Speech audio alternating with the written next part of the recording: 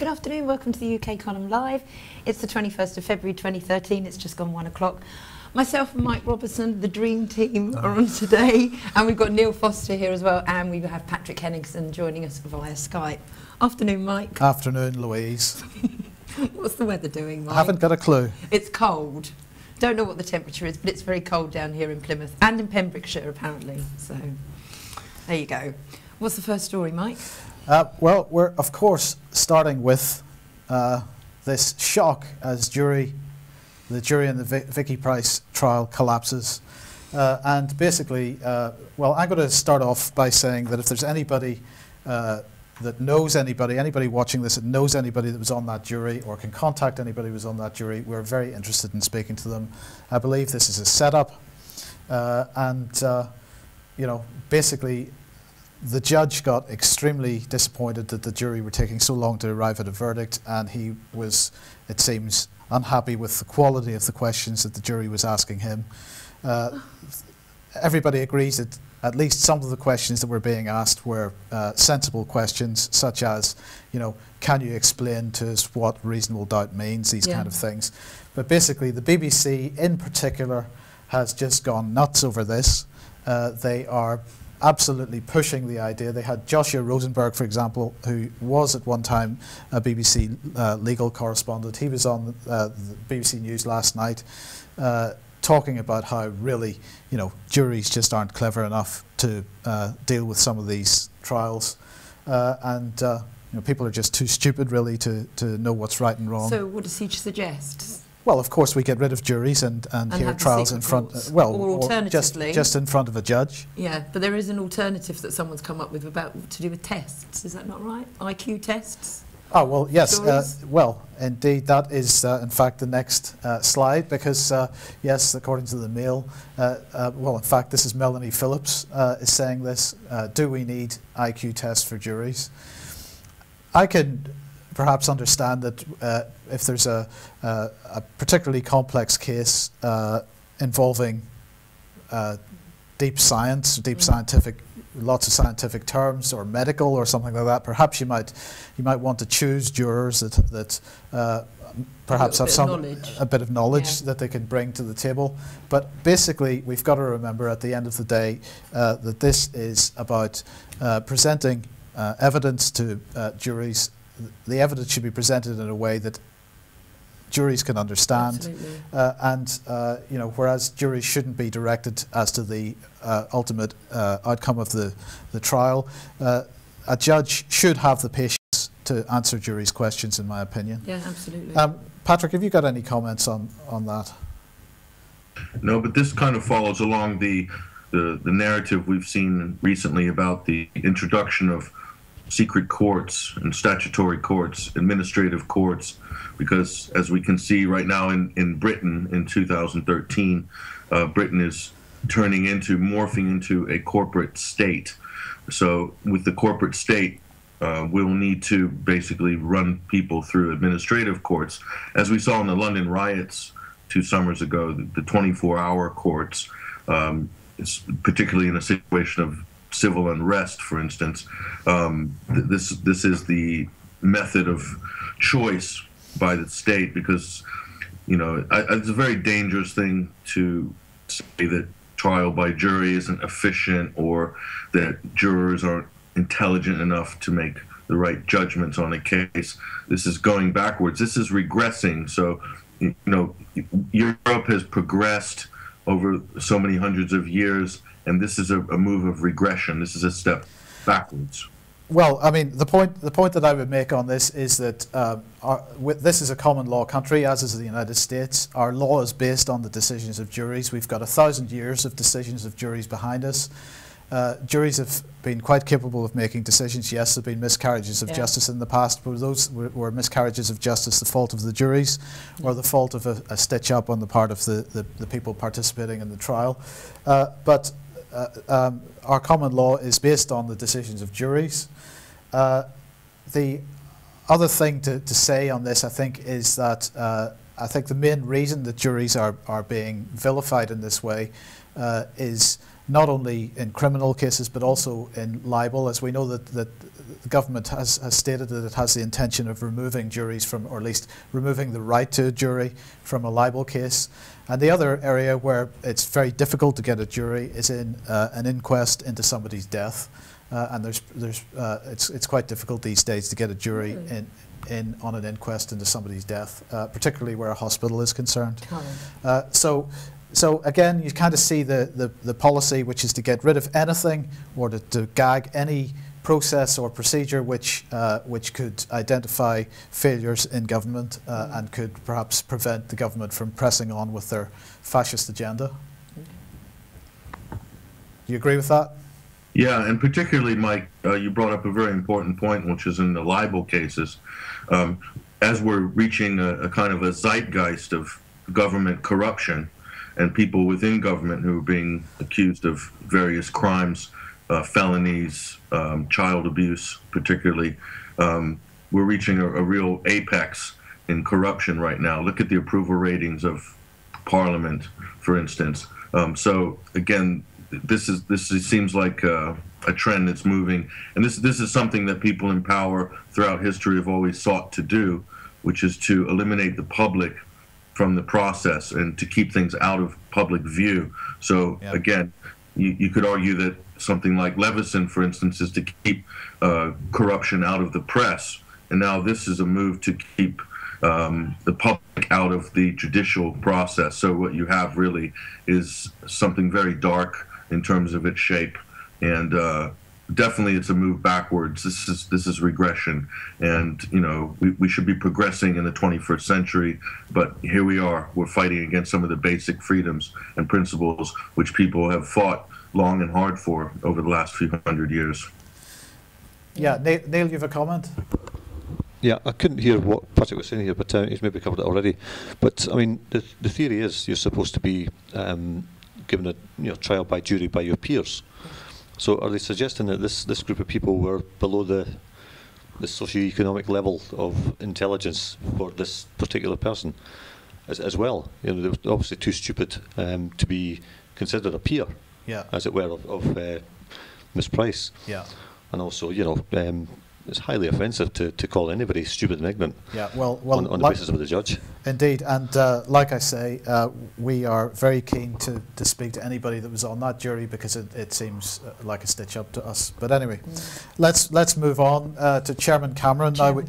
We did cover this somewhat yesterday because he was visiting Amritsar, as we know, but it seems that he's gone beyond just not making an apology. He has. Do you want me to say what he said? Go for it. He said he turned around and defended the achievements of British rule in India by saying, I think there is an enormous amount to be proud of what the British Empire did and was responsible for, but of course there were bad events as well as good. Yes, because of course we did bring them civilization after all. Oh, I mean, these people they had no civilization until we arrived, right?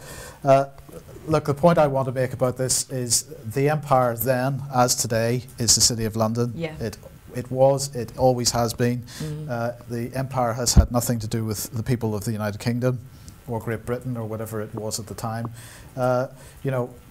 He actually said the bad events we should learn from and the good events we should celebrate, and perhaps he's talking about the Opium Wars. Yeah, maybe. The Opium Wars that are still running. Now they're running in Afghanistan instead of China, but they're still going on. Yeah. So, Patrick, anything? Yeah, anybody with a cursory knowledge of history, particularly with regards to India, can't put aside the fact that before partition, one of the British Empire's parting gifts to the country of India was to create a permanent sectarian divide. And if anybody even has seen the film Gandhi, which was a pretty accurate depiction of how that was engineered by pitting Hindus against Muslims. And of course, we saw a mass exodus of Muslims to Pakistan and to Bangladesh.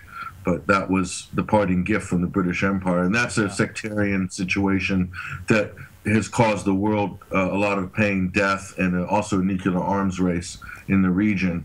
So, we see that the puppeteer's hand behind the scenes engineering, a lot of bombings, police stations, and the British-controlled press right before partition, right as India fell into that sort of turmoil, was a British-controlled press in India.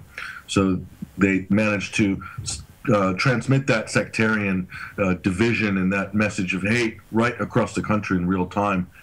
And that's the situation we have today. Otherwise, you'd have a united India, which would probably be the premier superpower, at least in Asia right now, had that not happened. Yeah. Yeah. Yeah. Okay. Well, moving on. Staying with Chairman Cameron, he's now going to divert aid money directly into. So there's no more hiding behind aid projects. No. He's now just 10 billion he's going to give out of the aid budget, and apparently he's going to spend it on peacekeeping and other defence-related projects. Oxfam's head of policy, Max Lawson, has said hospitals, not gunships. I quite agree with you there. Mr Cameron has said he intends to protect all 10 billion of Britain's aid budget, promising to spend only 0.7% of national income on this development. Well, that's nice. No doubt that's why. I can't remember which ship is over in Libya at the minute selling arms. Yeah, the frigate that's out there for the arms fair in April. Mike, that story comes on the back of the admission this week, as David Cameron was doing his tour of India, that the British have been supplying the regime in Sri Lanka with millions in small arms. And this is a brutal regime that arguably is involved in genocide, mass killing and not allowing for any sort of discourse and autonomy with the Tamil. So I mean, Channel 4 News exposed this about a year ago. I think the absolute massacre that was going on at the behest of the Sri Lankan government on the Tamils, and the British government has said that they supplied at least some of the weapons for that. That's nice. Yeah, and so again, we see David Cameron, who is the arms industry's chief sales rep globally, and especially in the Middle East and Asia. So going on and peddling for sales, basically. It's what Tony Blair did when he was in his latter years as Prime Minister, and David Cameron has taken that baton and it's continued that relay race, which is the arms race. Well, we've got to remember that David Cameron was supported by arms dealers in his leadership challenge for the leadership of the Conservative Party, so he has a history. But if we move on then, Chairman Cameron is also saying that Sir David Nicholson, the head of the National Health Service, should not be seen as a scapegoat. Don't make him a scapegoat, he said, with regard to what's going on in Mid Staffordshire and the NHS in general. So the National Health Service is killing people, but we're not to make the person who is most responsible for that because he runs the show. Yeah, he might get upset. We must not make him a scapegoat. Shocking. That I can't disagree more with Mr. Cameron. We must focus on the people that are actually responsible for the policies which are causing the deaths of the decision making that's causing people's deaths. Perhaps scapegoat is not the word, but certainly we shouldn't prevent somebody being brought to book for their actions by pretending that it's an act of scapegoating, because it isn't. Yeah. Okay, let's move along. David Cameron is heading back to Eastleigh. Now, he went to Eastleigh last week to campaign, and they sent him to a branch of B&Q. Okay. Where he told the staff at B&Q that, in fact, the only DIY he'd ever done was with IKEA products, and as you can imagine, that went down pretty well. That certainly got him some votes. But he also told people at B&Q that in fact it was Samantha that was the main user of tools in the household, so he's going back anyway to try and repair some of the damage. It seems. I think he's probably going to do a good job for the Labour Party. Yeah, I don't see the Liberal Democrats getting back in. No. Okay, now. Ugh. Right, basically what we'd like to say to our viewers is this. Tony Blair is giving a speech to Lafayette College in the United States on March the 6th, and any of our US viewers, and we have a few, that are in can possibly get to that event, please get in touch, and we will supply you with some UK column newspapers to give to him if you can. We would, particularly if you've got a video camera, we're very keen to pass a message along to Tony Blair. If you would, I'd just like to say, I found out today that he actually charges $200,000 for a speaking event. That's how much people pay him to go and speak. Neil. And this man's never after anything. He's not after the money, is he? Well, just the name of the lecture. It's quite ironic that this man presided over the installation of tens of thousands of CCTV cameras, etc., and snooping and all the rest of it. And it's called the Lives of Liberty lecture. Yeah, right. Okay. Yeah, right. Let's move on. Move on. Yeah. Sorry, Patrick, did you have something to say? Yeah, I just wanted to add that Hillary Clinton has also registered with the same agency. I believe that Tony Blair gets Tony Blair his bookings. So the talent agency for speaking engagement. So you've got now Hillary, who obviously she'll be campaigning for presidency in 2016, but she's also available if you are interested at $500,000 per hour. Maybe is that all? Maybe we'll get her onto UK Column Live then. Yeah, it's a good idea. Yeah. So she has actually declared for 2016. Well, she has. A leak came out from a close friend. That story's on 21st Century Wire last week. But yeah, she will be campaigning. That saved some turmoil within the Democratic Party or an Obama impeachment when they put Biden in for the next term. But yeah, that is the case. But it's good to see our ex-politicians at least getting some form of income, a stream of income after their political careers are over. I think that's fantastic. Well, I mean, in the past, whenever somebody has been standing for presidency who may have had some kind of medical issue in the past, that's kind of counted against them. She obviously feels that the brain hemorrhage that she had at Christmas isn't serious enough to do her any kind of long-term political damage. Yeah, well, there is some rumor, we'll probably publish it in the next day or so, that Hillary wasn't a brain hemorrhage, that she possibly was overseas. Getting a new brain or something? No, she was overseas and was had to have there's a plane that had to land at an airfield in Iran. It was in a U.S. plane, and it was down around similar time that Hillary was disappeared from public life. So perhaps she was in Iran doing some negotiations behind the scenes, and U.S. Teams had to go and repair that plane. It took 2 weeks. They took all the people from the plane and transferred them immediately to Dubai, and I believe this was in the month of December. So that's something that wasn't covered in the press. There's rumors that Hillary was in fact part of that delegation. So that was interesting, which I found out. Yeah. Anyway. Good info, Patrick. Okay, thank you. This one is for Neil. Basically, what has happened here apparently is that a specialist firearms policeman from the Prime Minister's protection unit has been found shot dead. Well, it was this happened a couple of days ago, but it was only apparently reported last night. Right. They've not named the gentleman. Yeah, he was found with a single shotgun wound, and they're trying to assess whether it's his own issued weapon. But this looks like another police suicide, does it? Well, that's what they're saying it is. Yes. They're not looking for anybody in connection with it. So, they're assuming that he shot himself, but they don't know. Well, I mean, we have been seeing a rise in police suicides over I mean, we've talked about it on the UK Column Live before. If it is a suicide, then it's terrible. It's terrible in any case. Yeah, but could it be a suicide? Could be maybe be something more sinister? Did he know something? Don't know, do we? Well, we don't know. But what we do know is that Hertfordshire Constabulary do not want to tell us exactly what's going on with regard to police leave in the month of March. Now, we had a tip-off a week or so ago that police leave had been cancelled for the month of March and possibly for later in the year as well. This was just for Hertfordshire, though, wasn't it? This is all the information that we have at the moment for Hertfordshire Constabulary. So we phoned the press team at Hertfordshire Constabulary on Monday and didn't get a response on Monday, and we didn't get a response on Tuesday. And so yesterday, I phoned back, and the gentleman that I spoke to said, "Oh yes, we've been discussing this quite a lot in the office, this request, and my colleague will call you back," and they didn't. So I called them back again today, and what they said was, we are not aware of leave cancellations, any kind of cancelled leave for the month of March.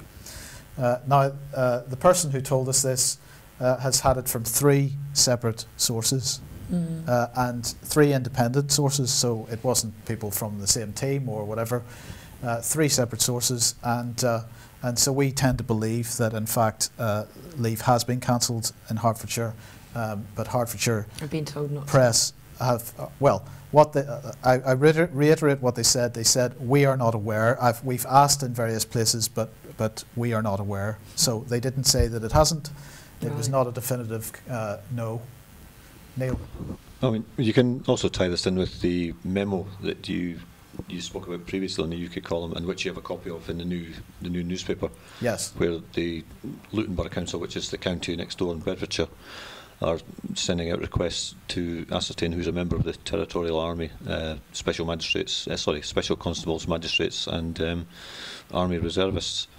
So there's clearly something going on. Well, the other interesting thing that they said was, well, the lady that I was speaking to eventually was very interested in who my source might have been. But the other question that she asked me was, did your source say that this was a national cancellation of leave, or was it just Hertfordshire, they said? And I found that quite a suggestive question, that perhaps there's well, first of all, she was digging, of course, but she was almost implying that perhaps this cancellation of leave does go beyond Hertfordshire, and she wanted to know whether I knew that or not. So anybody that can add anything to this, please get in touch. We think this is quite an interesting story. We're very concerned that perhaps there's an expectation of some kind of need for police, magistrates, TA and reservists to be available at some point in the not too distant future. And what month was it? March? Oh, this was March. This one, yeah. Okay. In Syria, then, well, this is actually Lebanon.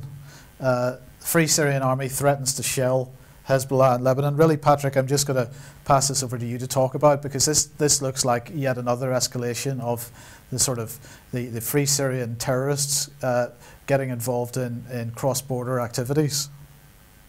Yeah, this is a blatant attempt to drag the other people and other countries into this conflict. And of course, if Lebanon is dragged into this conflict, then it will be officially a regional conflict, and that would prompt the UN to convene an emergency meeting and possibly pass a resolution that might involve maybe a no-fly zone, for instance, or the intervention of US or French or British forces. Now, what's interesting about this is, you have the Free Syrian Army, or it's the Free Syrian Army is basically a confab of about 30 or 40 different armed mercenary groups, and of course there are a few that are trying to take the lead on the military side, like the Nusra Front, which is being backed by the Saudi Arabians and some of these other factions. Now, so here we have the Syrian state of Syria, the government of Syria, which has had sanctions put against it, is not allowed to transfer anything between itself and its trading partner Russia.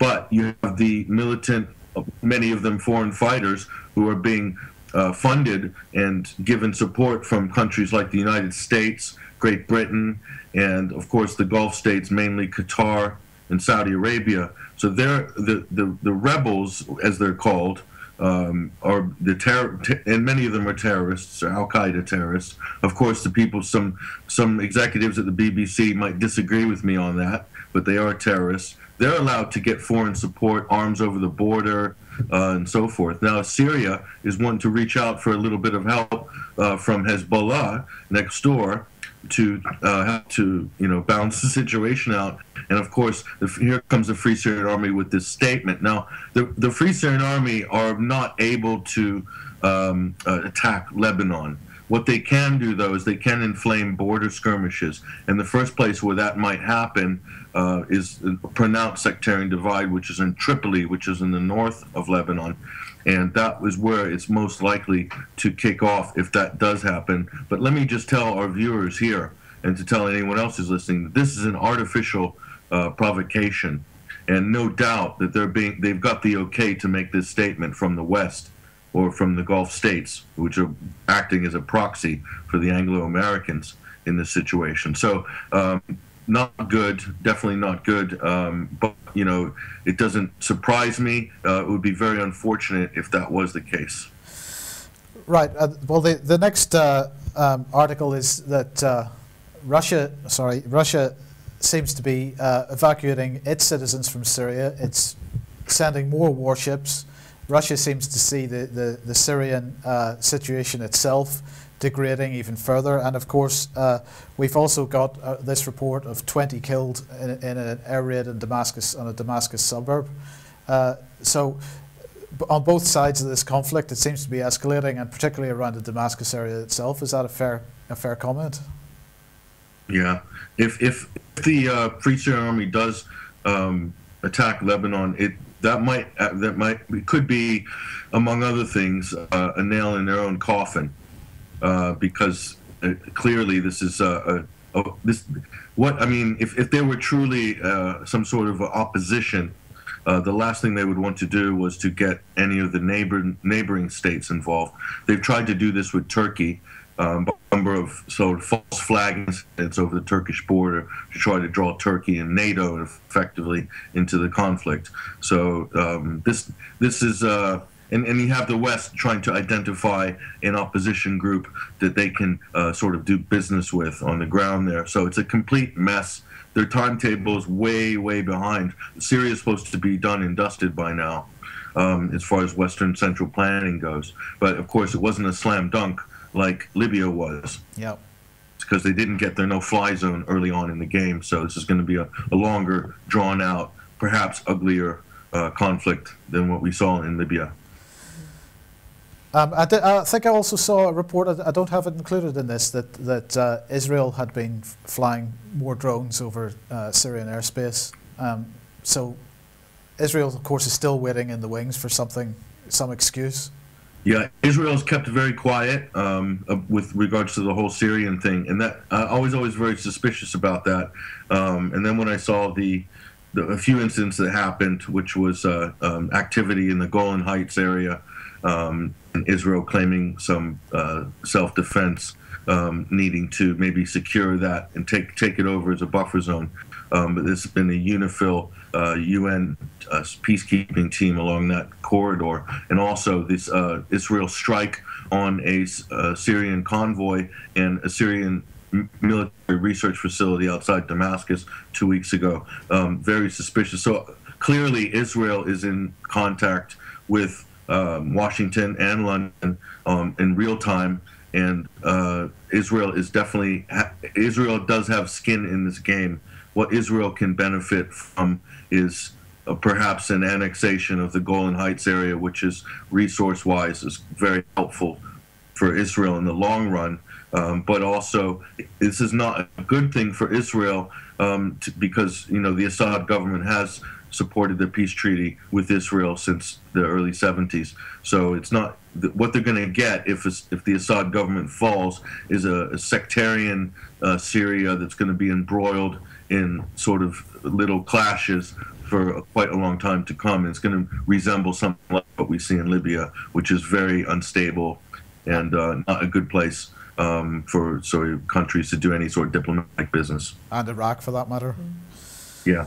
Okay. Well, moving on then. This article's from the Telegraph, and I found it quite disturbing. Really, this is lawyers and activists, according to the Telegraph, are claiming that large numbers of children, some as young as 9, have been illegally imprisoned during protests in Egypt, and that they're being subject to torture, including beatings, electrocution, being forced to strip naked before being drenched in cold water, being forced to drink a foul soup consisting of salt dissolved in water, and one person that's commenting on this has said it's up to 400 children have been detained by police during the outbreaks of violence. I mean, you know, what can you say about that? You know, is this what the new democratized Middle East is going to can expect in the coming months and years? Is that what the Arab Spring is about? Yeah, where are the speeches? Where are the great grandiose speeches from Obama, from Hillary Clinton, from William Hague, from David Cameron? Where are these great, you know, Arab Spring, freedom and democracy, and this is a great moment in history? You know, where are the Anderson Coopers and all these Western journalists now? They've just left this whole situation to fester on its own. Of course, we know from history now very clearly that the Arab Spring was engineered, and it was mainly engineered from outside of these Arab countries, and Egypt and Tunisia being the greatest example of that. And now what we have in Egypt, I mean, Egypt is, you know, it's basically like a new president changed the police commissioner, but keep the police force. You know, the military and the security services have a culture like the Los Angeles Police Department has of being, you know, racist and being brutal, violent, and being power crazy. So that's not going to change, and that's always been the case in that country, although it's more pronounced now because of the amount of civil unrest. Yeah, Egypt has got a long road to go before it sees anything that resembles what you might call a progressive democracy. But, you know, if you look at our governments, you know, we may not have this level of violence, but we definitely have the level of corruption that exists at the upper levels, tiers of government that these countries have. So, you know, it's a very interesting parallel. So, Patrick, would you advise not to go on holiday this year? Because I was considering going to Egypt on holiday this year, taking the kids for a week. It's probably, I mean, Sharm el Sheikh, if you're going to the Red Sea, it's fine. You know, you probably get a good deal. But I think I'll just give it a miss this year. I think we'll do I would say stay away from Cairo right. for now. Probably not the best sort of destination. There's plenty of other places. I think you Costa can get. del Sol was just fine, I think. Yeah, okay. Yeah. Right, moving on then. Some economic stuff then. George Osborne is pledging to help the world's poor fight tax abuse. Oh. I'm sure they are delighted to hear that. So he has reaffirmed his promise on aid and pledges to join forces with the developing world to beat corporate cheats.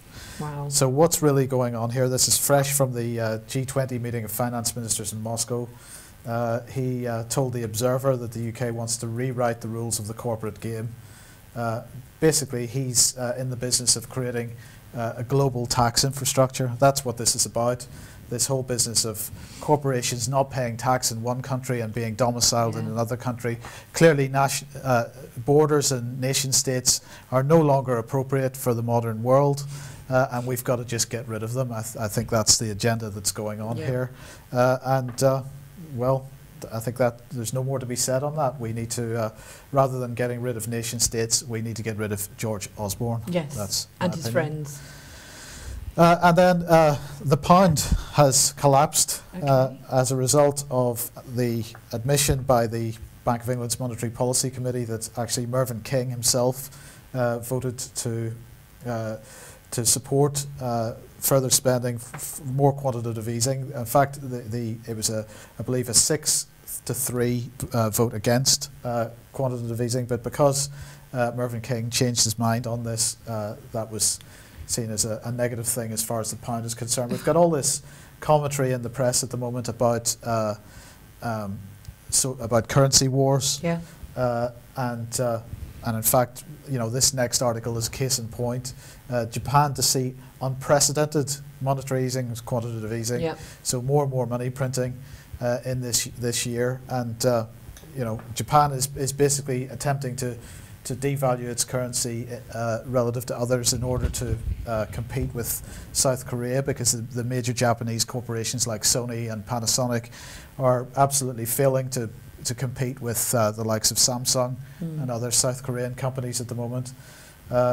So it's interesting times on the financial markets. But for Spain, it's not so bad, because apparently, according to the Prime Minister Rajoy, he has averted the Spanish economic disaster. All right. So all the Spanish people that are starving, the 50% plus youth unemployment, the situation in Spain couldn't be better, according to Prime Minister Rajoy, which probably explains why yet another major property company has just filed for insolvency, because Rajoy has solved the economic problems in Spain. Yeah, and it's just incredible the world that these people seem to inhabit, because they don't exhibit any signs of reality in the speeches that they give. All's great in their little bubble. Yeah. Richard Branson. Well, Richard Branson is giving away half his money. Fortune. Half his fortune. That's the word. Thank you. Is he sending it to the UK column? Well, sadly, he's not sending it to the UK. In fact, he's not making any contribution to the UK column at all for some reason. No, in fact, he is sending it to the Giving Pledge campaign. Oh, yeah. Which was set up by Warren Buffett and Bill Gates. Oh, like he really needs the money. Well, at the point, you've got to understand what they're doing. I can understand. I'm just. This is in order to finance global vaccines and this kind of thing. So this is an important place that this money is going to, and we've got to understand that Richard Branson is right behind this global agenda. Yeah. Anybody any comments? Well, this is a similar phrase to what Bill Gates used a couple of weeks ago, where they said he had no use for money anymore. No use for money anymore. Yeah. So just do anything with it. Patrick? Hey, Mike, I also might add that I believe, and I think I'm not mistaken, Vladimir Putin also made this exact same move. So he's joining the elite circle, and Putin's like Russia's 10th richest man. Right now he's valued at $4 billion or something like that. So he's joined the Bill Gates inner circle to give away his fortune. And what's interesting is Putin's cut his kids out of the inheritance, basically, because he said that he didn't want to corrupt his kids with loads of money.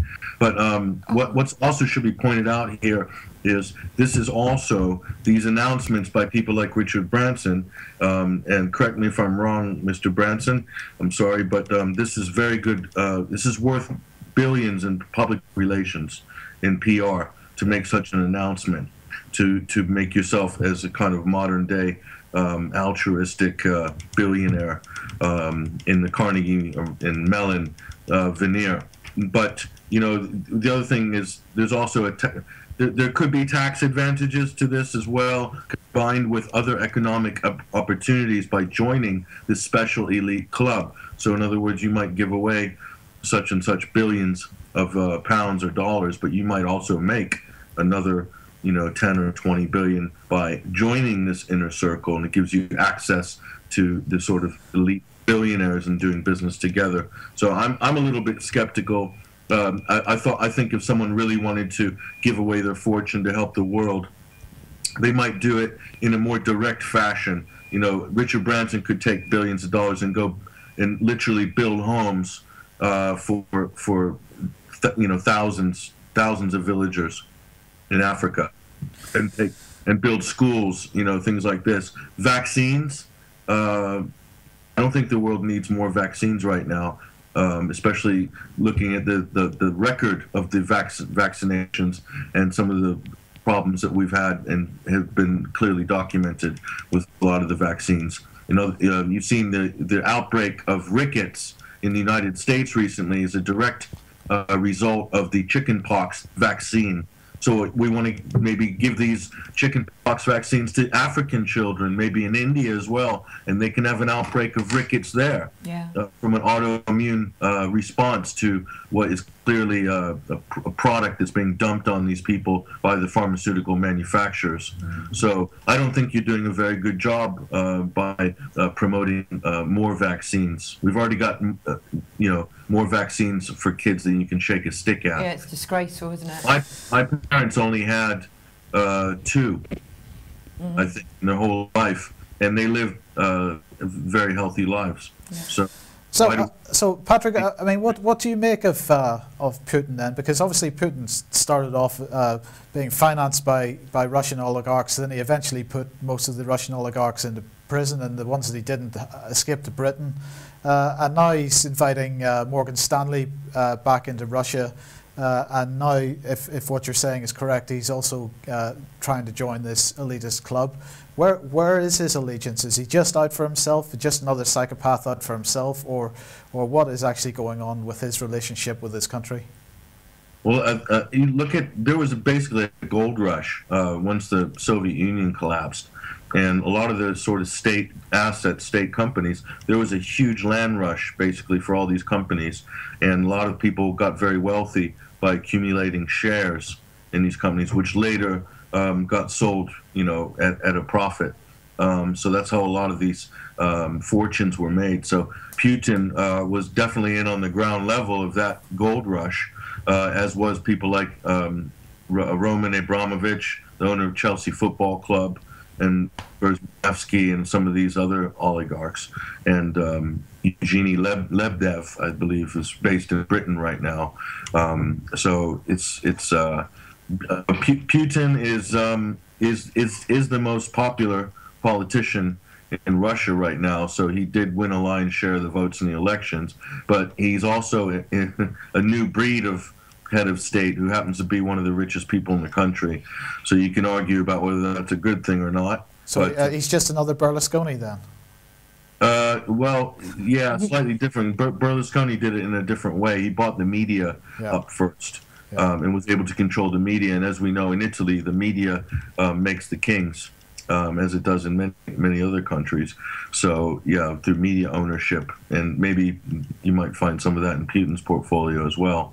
But yeah, whole different genesis of a modern state there. So, but yeah, Putin is definitely moving into a globalist direction by, you know, say doing business with Morgan Stanley and joining the Bill Gates inner circle. Very interesting development, one that I would not have predicted. Yeah, indeed. Okay, we'll move on. British-born workers took a majority of the jobs created in 2012, according to the Office for National Statistics. So almost 2 in 3 of the 584,000 jobs in coffee shops and supermarkets was taken by Brits. That's great to know. That is great to know when so many, apparently so many people working in these coffee shops have actually probably gone on and trained for much higher kind of jobs, you know, within other fields, that they're having to resort to working in coffee shops, etc. Well, I was just thinking that, you know, this probably explains Prince Philip's comments about Filipino nurses. Oh. Did you see about that? I did see briefly, yes. Excuse me if I'm a little sceptical about... Yes.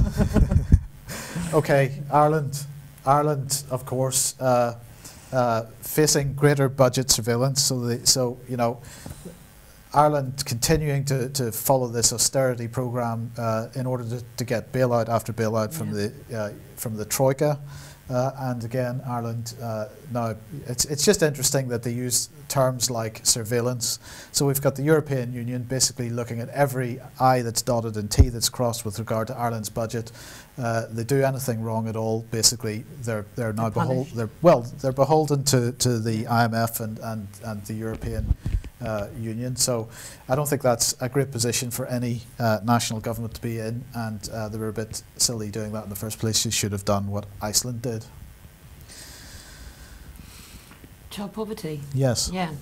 This is Press TV found this. 1 in 5 British children is now living below the poverty line, according to End Child Poverty, which is a coalition of more than 150 charities. And they've revealed that 20.2% of British children are now classified as below the poverty line. The organisation created a map. I don't think we've got it, but there's a map created for where the hardest hit poverty is for kids around the country. And a speaker, Rianne Bayon, who works for Family Action, said the government must explain urgently how it is going to address these devastating findings by the End Child Poverty campaign.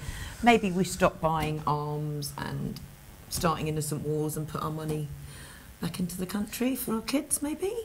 and stop paying off the IMF. Perhaps we want to think about developing a productive economy rather than just paying off the bankers. Yep. But that article's interesting because I saw an article on Truth Out, I think it was truthout.org, talking about the situation in America, and they're basically saying that 50% of Americans are now considered to be either on extremely low income or actually in poverty. Yeah. So a lot of that could do with that Obamacare as well. That people well, that's the last thing that they need. What they need is a sensible economy and proper jobs. Absolutely. So it's just exactly the same agenda on both sides of the Atlantic. Yeah. Mike, can I add something to that? Yes.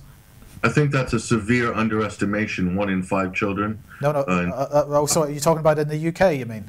In the UK, Yeah. I think it's much higher because, like you just said, the whole process and the business of gathering statistics and sort of making a value judgment on what are the sort of tiers of income is due for a massive overhaul, because there's a whole new paradigm right now. You have what's called the working poor.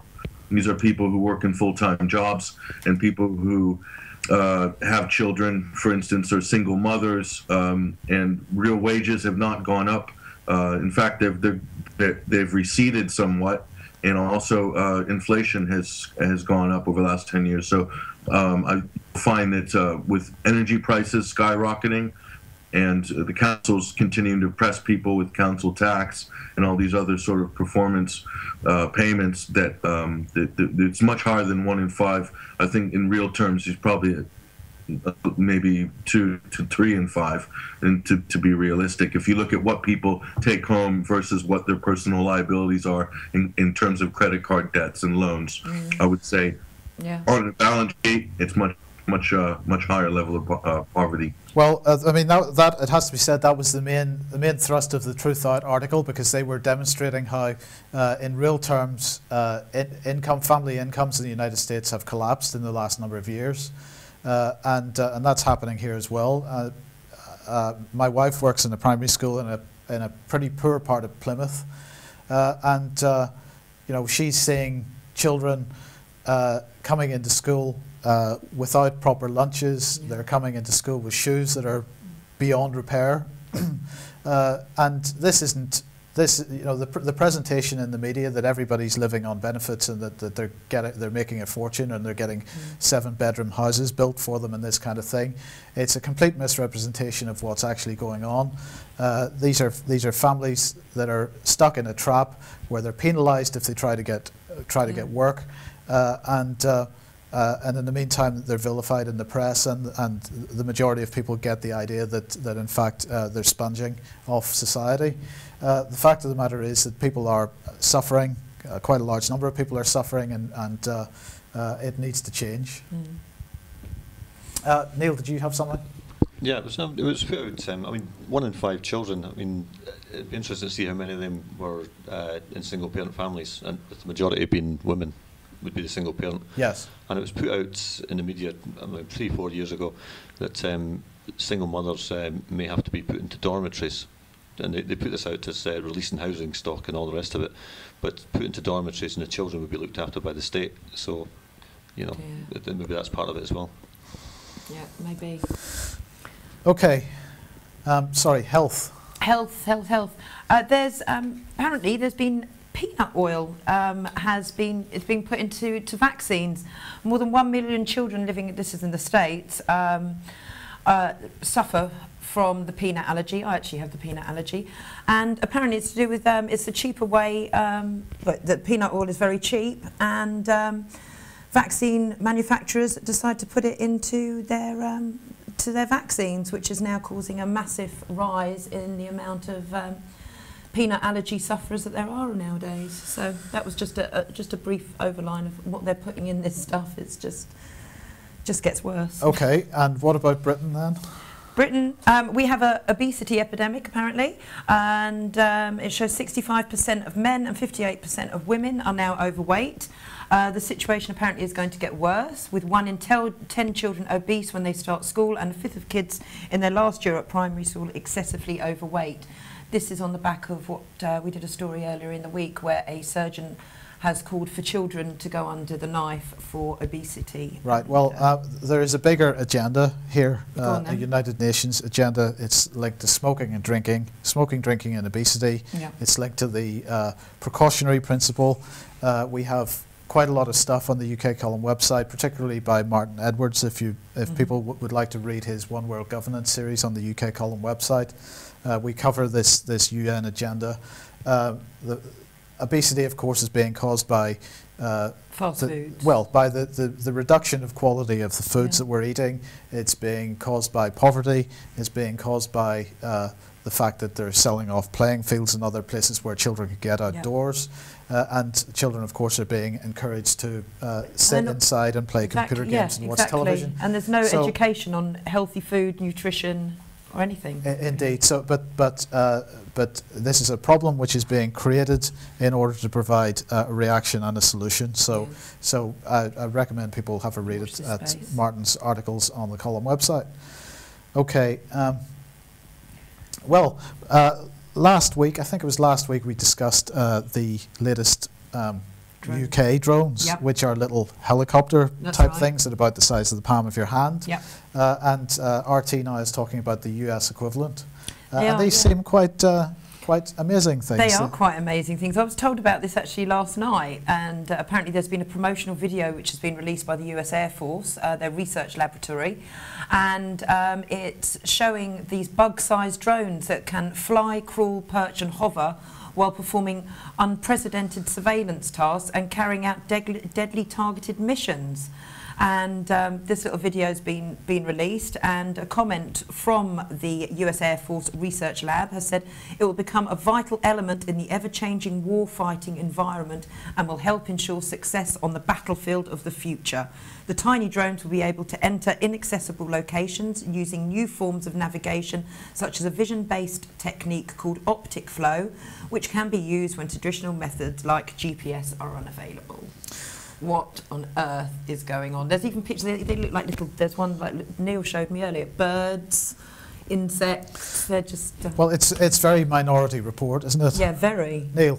Well, the one that's made to look like a bird can actually perch on electricity cables and telephone wires and charge itself and stay there permanently. For as long as they want it to stay there. Or it can move to another location, so you think it's actually a live thing, but it'll be charging itself up on another cable. Mental. Indefinitely. Crazy. Amazing. Right. Okay.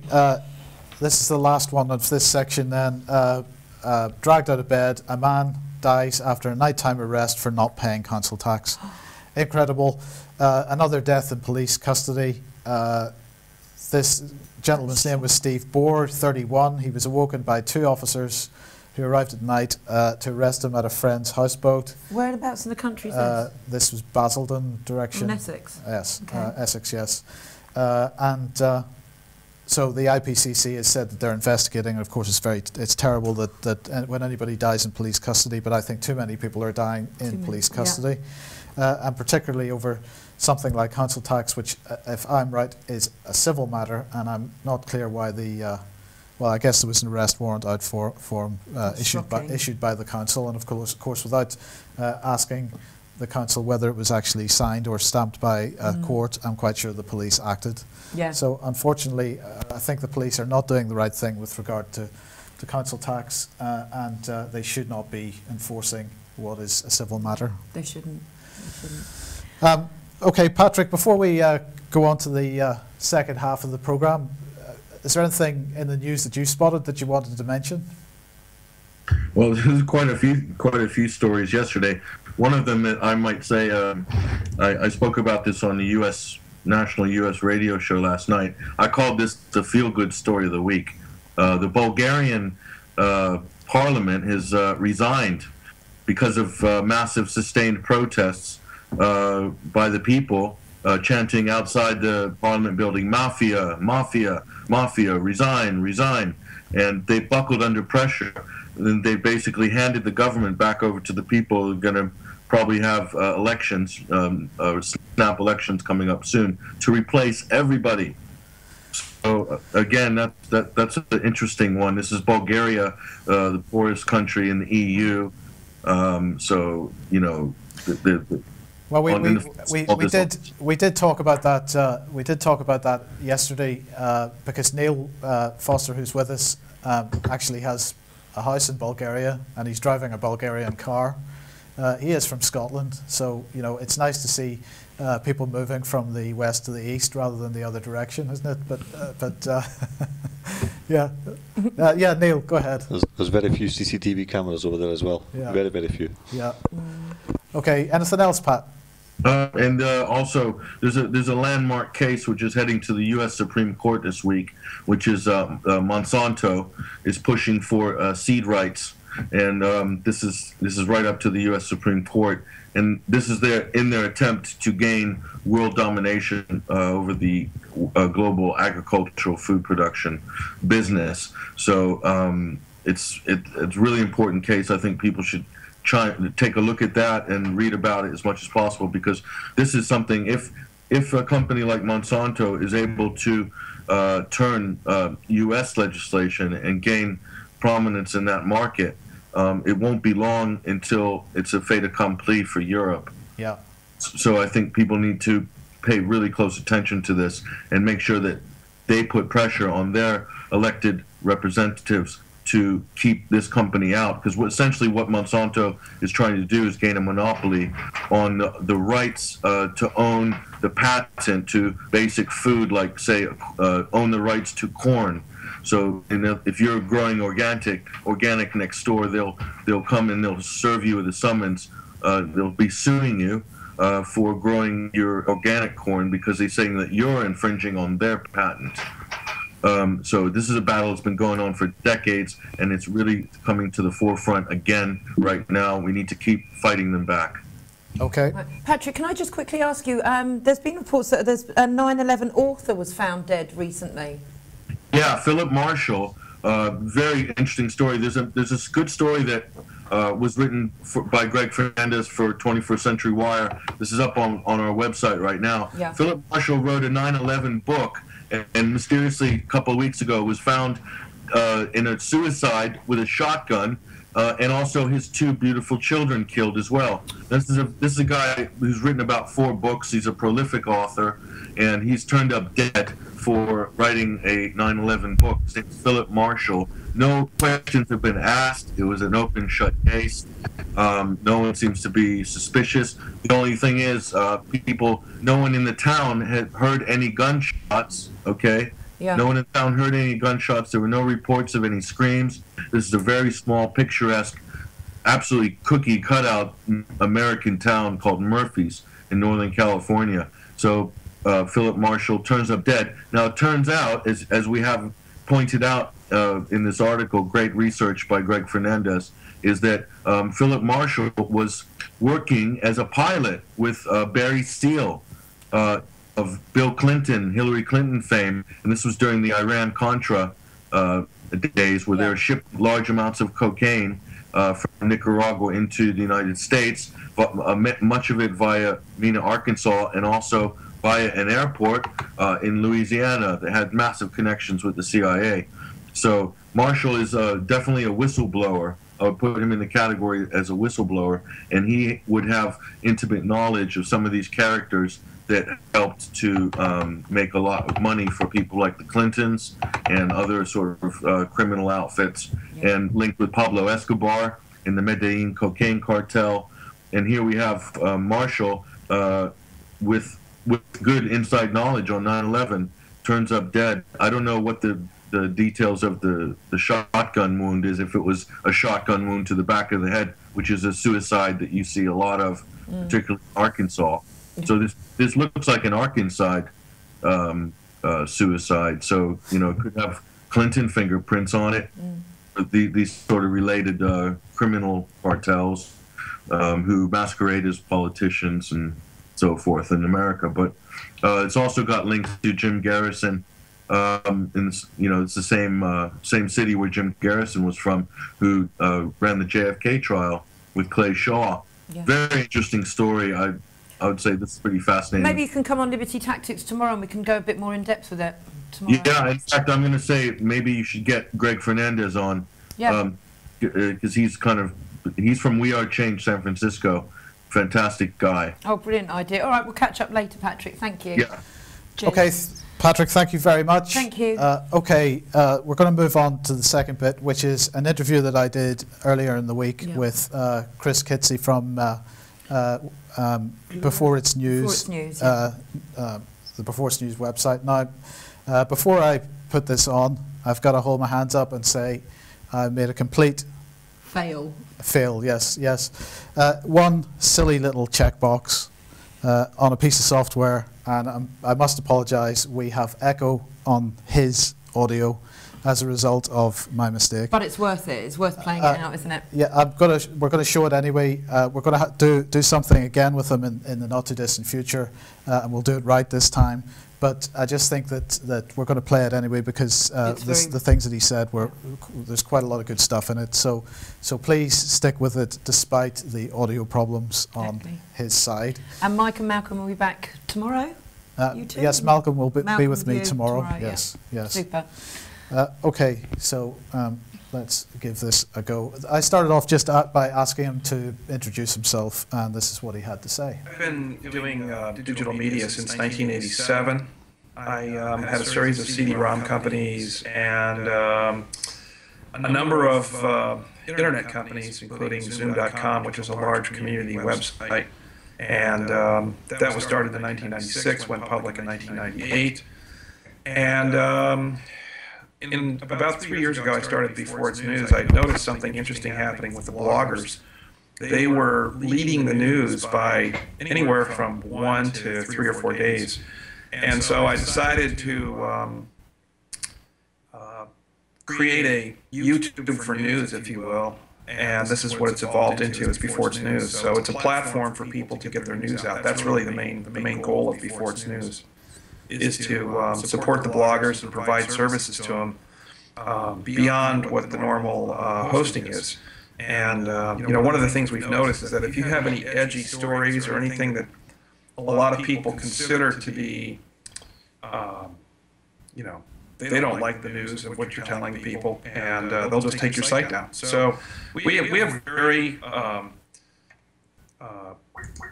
liberal policies with our bloggers about what we allow. We have terms of service, so we don't allow things like copyright violation, defamation, that sort of thing. But if people want to talk about UFOs all day long, we're happy to have them on our site. Or if they have conspiracy theories, which eventually a lot of them become conspiracy facts, they're welcome to be on our site too. So it's a free-ranging. It's like driving on a road without lines on the pavement. So how do you manage people's when people submit a story to you? Does that go to an editorial team then for them to review and comment on before it gets posted? It does. The first time they submit a story, yes, it does that. But after that, we pretty much leave people alone, and we rely on our audience to complain about things. If someone's doing a lot of cursing or those sorts of things, obviously someone will bring that to our attention. We may see it. We do have some editors who do watch the front page and some of the news stories coming in. But it's a very light touch. I mean, we don't, there's a lot of things that we let through that I think a lot of other sites might shut down because they don't agree with the point of view. And I mean, how do you get away with copyright, or how do you deal with copyright issues, and how do you get away with people demanding that stuff does get taken down? Because there must be times that there are allegations of defamation or copyright infringement. Oh yeah, we've had all that stuff. We get it. There's a little bit of it. I won't say it happens every day. It doesn't happen every day. I'd say probably once or twice a week we get a complaint, and we promptly take it down. We follow, and we're registered with the Copyright Office here in the U.S. for the Digital Millennial Copyright Act. So we follow the law, which basically, because we're a hosting provider service, we don't actually create our own news per se. We just provide hosting. And so there's a safe harbor in the U.S. copyright law that allows us to just remove people's copyright. If one of our contributors takes too much of a copyrighted material, I mean, there's fair use, which is a little different here in the U.S. than in the U.K. But the concept is the same, which is that people have the right to talk about things. They don't necessarily have the right to copy them wholesale. And so, you know, for critical reviews, parody, things like that, there's a wide swath of exception in copyright law. And so we follow the law. It's that simple. We just, if someone has a story that, you know, that they copied from somewhere else and someone complains about it, we'll just take it right down. And so we do have a number of people, and we sit around, and that's what they do. They watch for complaints. They, you know, interact with the contributors. If they have a problem, if there's a bug in our system that we're not getting things done right, we get that fixed. You know, those kind of things. Okay, and I mean, is there any legislation on the way then that could affect the ability to provide that service? I mean, in the UK, for example, we've got more and more legislation coming in. We've got a new Defamation Act. We've got legislation which is going to regulate the press, and in fact, they're including bloggers and the internet in the scope of that legislation. In fact, the penalties are stronger against the bloggers and the internet, as opposed to people that are opting to actually join the club that the legislation's geared towards. So, I mean, what's going on legislation-wise in the States that's upcoming that may affect the stuff that you're doing then? Well, everybody knows about the laws that they were trying to pass that, you know, Aaron Swartz, the famous technologist who recently killed himself, was against the CISPA, SOPA, those different acts in various reincarnations. They're always trying to push stuff like that through. And so far, to date, we haven't had any, you know, nothing's happened on that front. Although I believe in the future, I think the future of alternative media is going to be in private networks. And I think actually things will be driven underground, because once the controlled demolition of the economy takes place, and that's exactly what it is. It's you know, you can see where the charges are set up, the derivatives that have been, you know, that have been put in place, the you know, the large banks that moved, you know, Bank of America, for example, moved about $70 trillion of notional value of derivatives onto the bank, which is the bank where people have their savings accounts.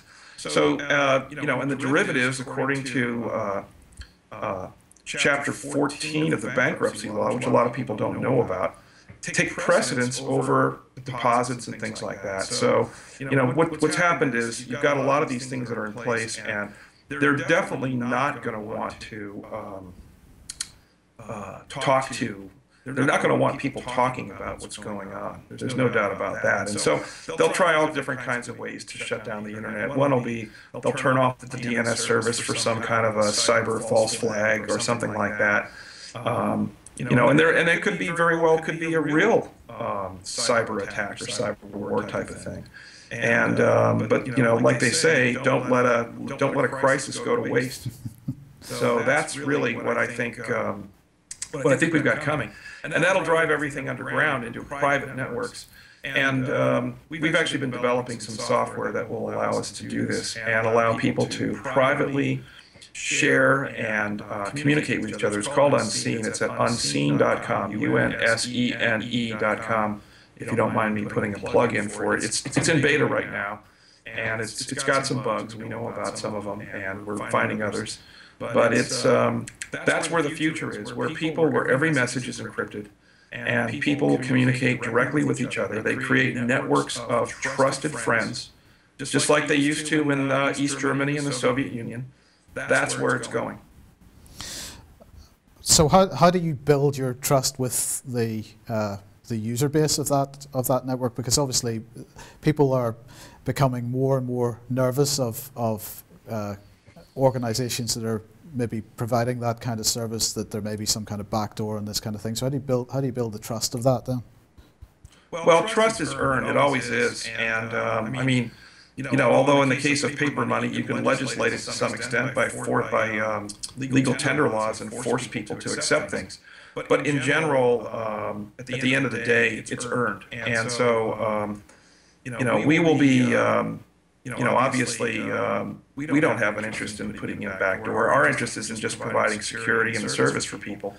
And what will happen is that they will be generating their own keys. one of the big things that you notice with some of these services is who keeps the keys. Yeah. If the service itself keeps the keys, the problem is then you've got a database somewhere that people can hack into, and that could be, governments. It could be bad hackers. It could be people who are trying to steal people's bank account information and thieves. So you've got that issue, and we don't keep the keys. The individual keeps their own keys. They have their own passphrase. Everything's encrypted with that, and if they lose it, it's too bad. We don't keep a copy of it. We don't. We actually had our first person who lost their passphrase, couldn't remember it, and I just had to send this nice lady an email and said, "Hey, Teresa, I'm sorry, I can't help you. We don't have it. So what you're going to do is you're going to lose all your old messages, and then you can just start over and reset it. But that's up to you. That's the individual is going to have to keep that, and we're not going to be responsible for that kind of information in our system, because frankly it's a problem. I mean, it's a security risk. Even the biggest banks. I mean, you look at the security that they go through. If you are a software engineer and you go to work in the biggest banks, they basically take everything out of your pockets: memory sticks, keychains, cell phones, anything that has an electronic device that people can either carry something in or out of secure areas. And I mean, that's how banks do it. And I think at some point in the future, I mean, we're not there yet, we're in beta, so, but we will be at that same level of security, because it's important for people. And I think that trust is earned, and to the extent that we can do a good job of this, we'll earn people's trust, and they'll want to use it. But you have to think about it this way also. This service is not just about people sending messages back and forth to each other. This service is also about distributing media. So in other words, you'll have publish and subscribe functionality with this service. That will be like an RSS feed, but it's fully encrypted, and you'll have a key. When someone sends it out, it'll be encrypted with your key. You'll be the only person who will be able to decrypt it. And it turns out that there are a whole lot of services that we can build on that are, I think, very valuable. Groups of people who want to organize, peacefully organize, can speak in private. Now, keep in mind, it's a cat and mouse game, and the next frontier is, of course, the real backdoor is going to be your computer itself. And keyloggers, that'll be a feature that's built into the next upgrades of the operating systems, I'm pretty convinced. Keylogging, screen grabbing, if you've ever had your computer and, in the middle of the night start making noise, and then all of a sudden you see the screen flashing and moving through a bunch of different screens, that's probably someone else accessing your computer from a remote location. So, that is all now built into these computers, and that's, once we get the encryption part done, we'll be looking at ways to help protect people from that kind of thing. But everybody's going to have to make choices. And you'll have to choose who you trust as your friends. And as we saw from East Germany, Stasi had files on everyone. All your neighbors, all of your friends, your relatives were spying on you. And I mean, I think that we're going to be in that kind of a situation. That's where the whole, if you see something, say something.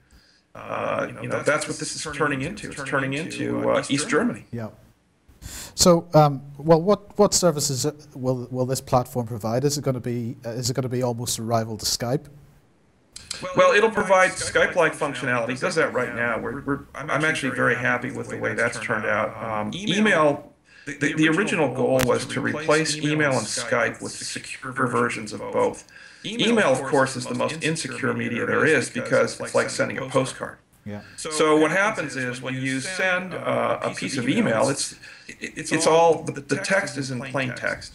We've known for a fact since at least 1998 that the NSA has been gathering up every email sent by everybody, everyone.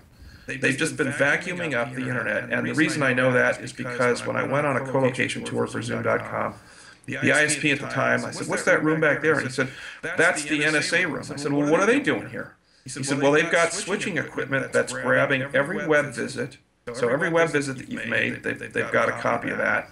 Every email that's sent, I would say it's very likely that that's in a database somewhere. And recently, they just announced that they're going to build a $2 billion data center in Utah. Now, why would you go spend $2 billion on a data center unless you knew that you were going to be able to really put this data to use? Yeah. And what they've done is, my understanding, just looking at the way things are occurring right now in the space, it looks to me like they have now successfully been able to integrate and fused all the data from these different sources. And now they can match it up with Facebook, Twitter, all these things. All these real-time things are coming in, and they're just being sucked up and then added to someone's file. And the question is, how is this going to be used? And my opinion is, and I think history bears this out, the first group of people that it will be used against are political opponents. Now, look at a couple of examples.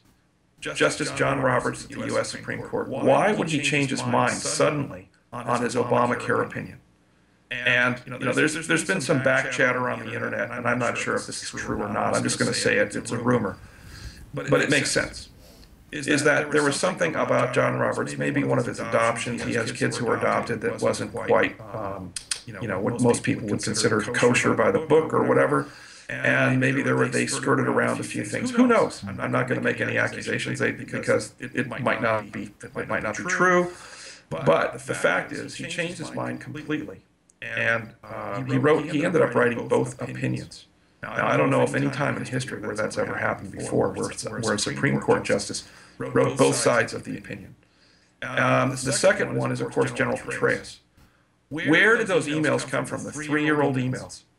And Google, if you have Gmail, the retention policy is basically indefinite. I mean, storage is now free, so a 2 terabyte drive is $80.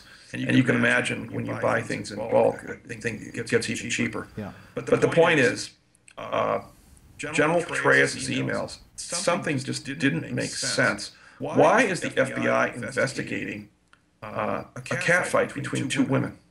It just doesn't make any sense. And the press didn't bother to ask any questions about that, and they just turned up these emails and said, well, this is what it is. And then he resigned, and that was why he was forced out. And you have to imagine, who has access to all this data that's been collected. It's a very, very powerful tool.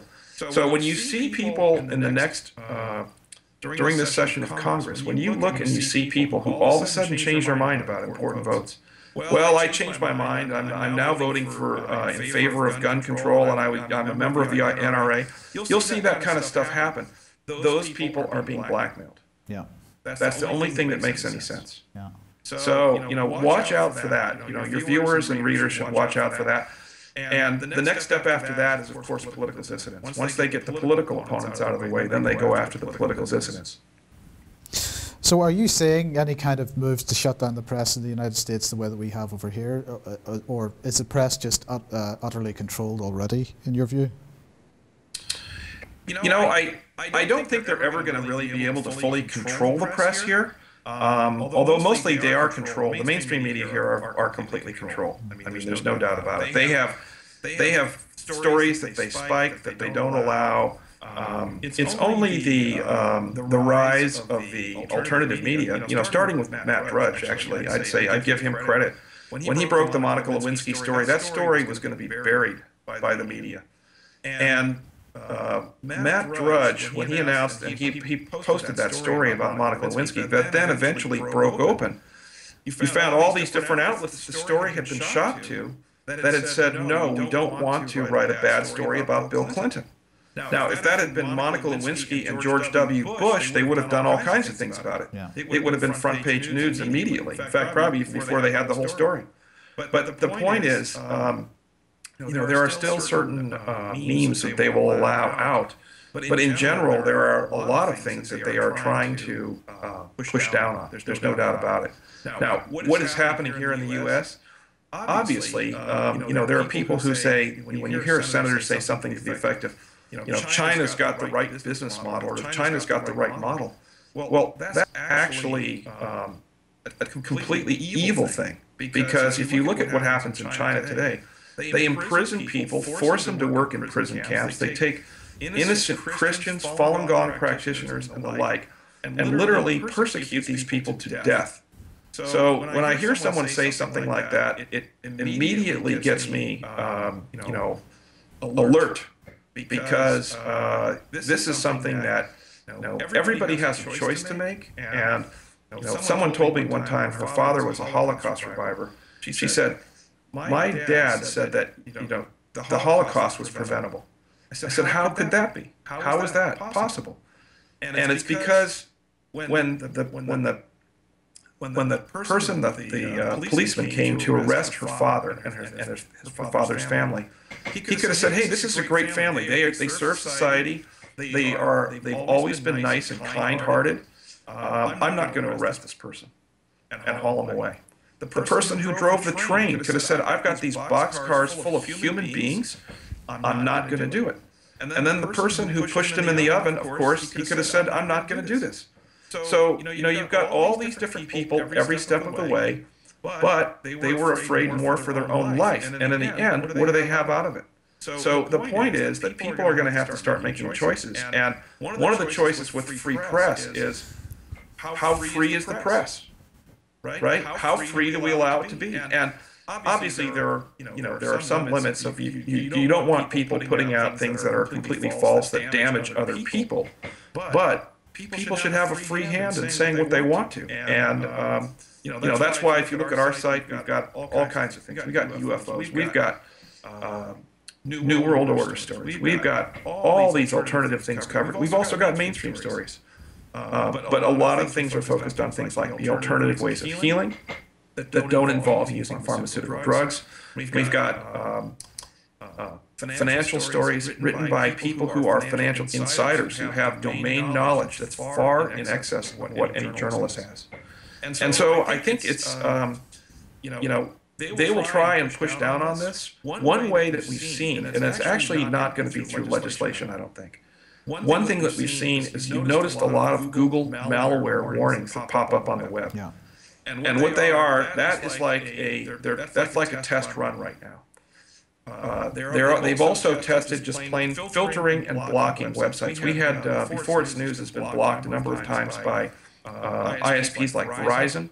We had one person who worked for us who had Verizon from her ISP at home. She could get to any website, but she couldn't get to Before It's News. It just got a white screen. She'd go to Starbucks, same computer, same everything. She could get right to our site. That was a different ISP. That was running T-Mobile or some other ISP. We had one person who contacted Verizon tech support, and they finally, after he called about 5 or 6 people, they said, "Oh, okay, I think we found the problem," and all of a sudden the site came on. Yeah. So what's happening is it's a very subtle form of censorship, and they can get away with that for a long time. Email is also being censored as well. And we've had reports of people who forward our newsletters, and they send them out every day to their friends. They got one lady said, "Hey, I had a problem with this last email. None of my friends got the email." I said, "Well, what was the headline? What was the subject line?" He said, this one was, "Is Obama gay?" And for some reason that hit the filters, and it just didn't even get through. So the problem is that you have to realize with the internet now is that they are going to make it, the first step for them is not to pass the laws, just to start losing things. And so they just create a black hole on the internet of, and you don't know, if you don't get something, you don't know what you're missing. Well, I mean, even the fact that Google and possibly Yahoo and maybe Bing are the only ways to search the internet these days, it's that in itself is a form of censorship, isn't it? Absolutely. And, you can be, we've been, Before It's News, we have a love-hate relationship with Google. I mean, I was a VP of marketing at Lyco, so I understand deeply how search engines work and how difficult it is what Google does. I mean, it is a technological marvel. That is why people use it. It's incredible. When you think about the number of pages in the catalog, billions upon billions of pages, and to be able to deliver a search result as fast as they do, it's amazing. It really is. But what happens is that people assume that everything that Google does is by a machine, and it just does whatever the machine spits out. But that's actually not true, because the machine is actually controlled by humans. Remember, humans write the algorithms. So you can block something because there's a lot of spam. You can create whatever rules you want to. As a consequence, we've gone from absolutely no search traffic on Google to a lot of search traffic on Google. And it usually follows trends where when the Sandy Hook incident took place, we had a lot of stories. I mean, that was pretty obvious. There were a lot of questions that people had about that, a lot of curiosities around that whole situation. And of course, the reason why it happened is, what they're doing with it, whether it happened for, whether it was a conspiracy theory or it actually happened the way everybody says it did. I'm not even going to get into that. But the point is, it's being used as a lever to get gun control here in the U.S. And they're trying to pass these draconian laws, which so far they've been pretty successful at in places like New York. It looks like California and a few other places. Illinois will probably follow suit. But the point is, people, when you have a search engine like this where it's so powerful that everybody uses it, Facebook can do the same thing. They can just say, we're turning this off right now, and people won't even know that they're missing something. That's why the private network is going to be the way news and information is stored in the future, is my opinion. Yeah. Because if I have sources of information that I can get and I can have delivered privately with full encryption, people don't know what you're talking about. It's a plain brown wrapper for delivery of the news. I mean, I hate to say it, but in the old days, the plain brown wrapper was where people got their pornography. And what's happened is the whole world is now turned upside down. That the truth now has to be put in the plain brown wrapper. So that is what's happening with search. And can you trust all the search results? What they do is they edit it by omission. So it's just like they do on CNN or any other large media outlet. Well, we told the truth. Look at the facts. Here are the facts. You've got the whole story here. But you don't have all the facts. And you haven't investigated the other important facts. And a good example of that is Obama's birth certificate, which they basically just pushed down his social security number, draft registration. If that was Sarah Palin or George W. Bush, they would have just gone crazy over it. But Obama is being protected. That's apparently what's happening.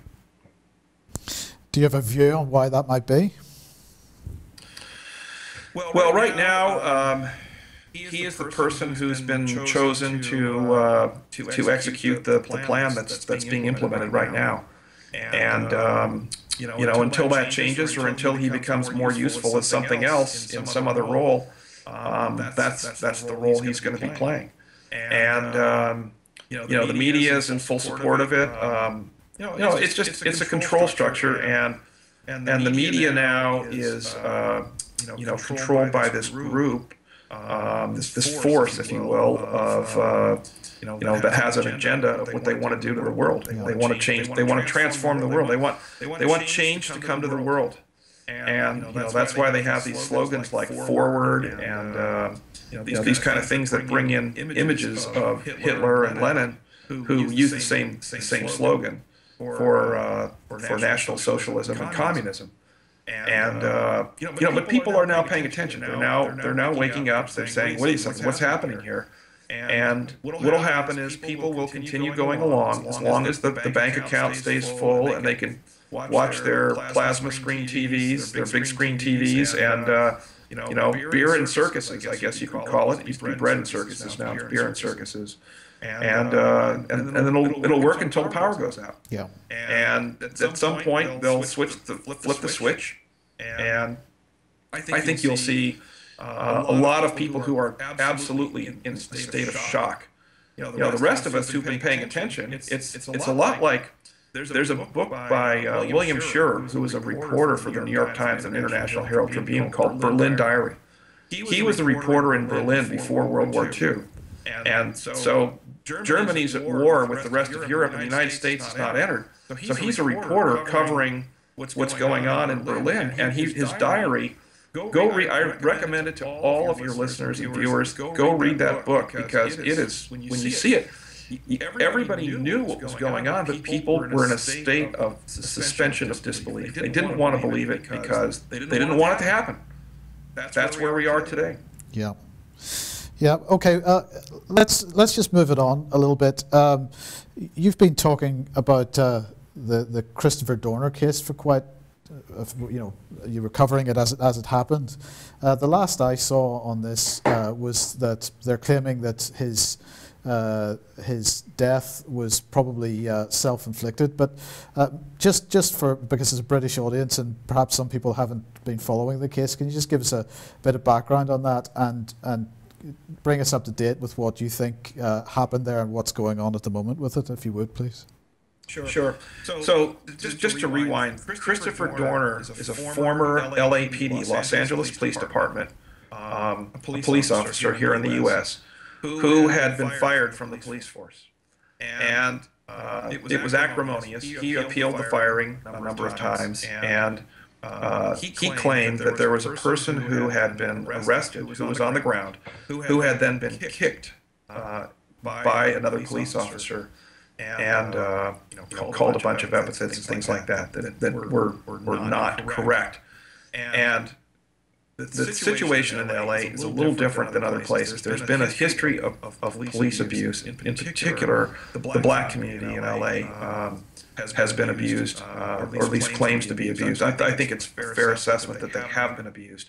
And what happened was, so Chris Dorner was a police officer. He gets off this. He is kicked off the force. 4 years later, he goes on this rampage.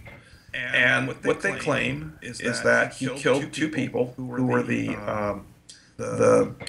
children or the in-laws of his of the captain, who supposedly had defended him in his and had gone to bat for him in his hearings, and not unsuccessfully.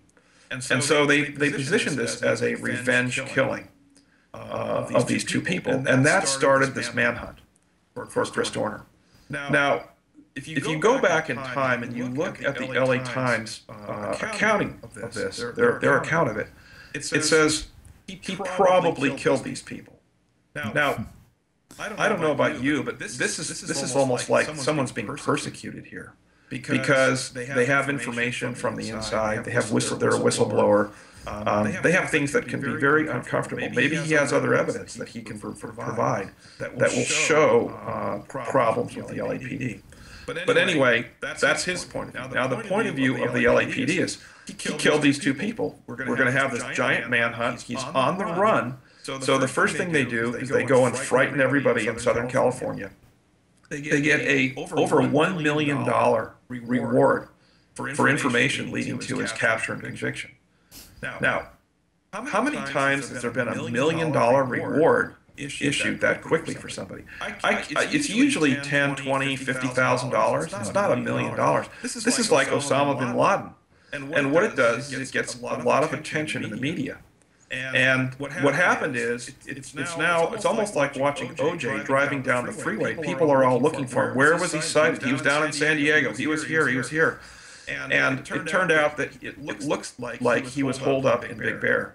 And where our involvement came into this was we found, one of our editors found a Facebook page that looked like it belonged to him. And I went and checked it out, and I said, yeah, this definitely looks like it's his, just from the tone and everything else. What happened also is there was a starting rain here, manifesto that was delivered to news organizations, and CNN received a coin with 3 bullet holes in it, and a DVD with rants and raves about how, I've been wronged. They killed Old Yeller. All these problems that they had with with the police department and everything else. The problem with the manifesto is it looks like it was written by multiple people. So the issue is, who really wrote this? What happened with Chris Dorner? What really happened? And the frank truth is, I don't think anybody's ever going to know, not for a while, what actually happened. Because in the end, they found him actually in a house, in a cabin that was right across the street from the police station in Big Bear, California, which is a ski resort about 2 hours drive from LA, up in the mountains. And the people who owned the house were going in to clean it, and he tied them up and tried to escape. But to backtrack a bit, while this manhunt was going on, the LAPD were out literally stopping and shooting people. It's like the new policy is stop and shoot.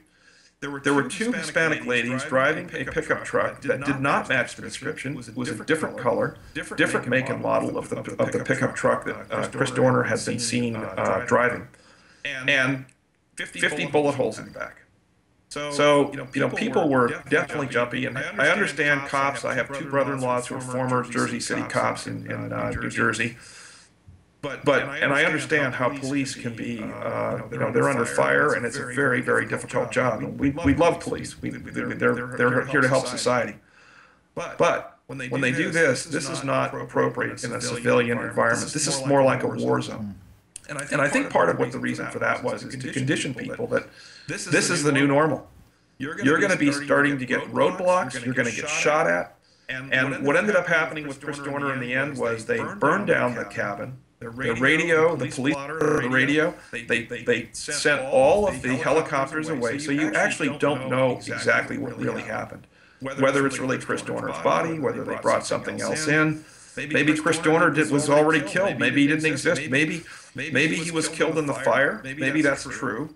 But there's no way to know because they sent the news media helicopters were shooed away by the Federal Aviation Administration, and the police radio went silent after a period of time, but not until after they said we're going to burn this place down. They basically intentionally burned it down. Now, we heard a report that he tried to surrender, and they forced him back in the cabin and literally burned him up.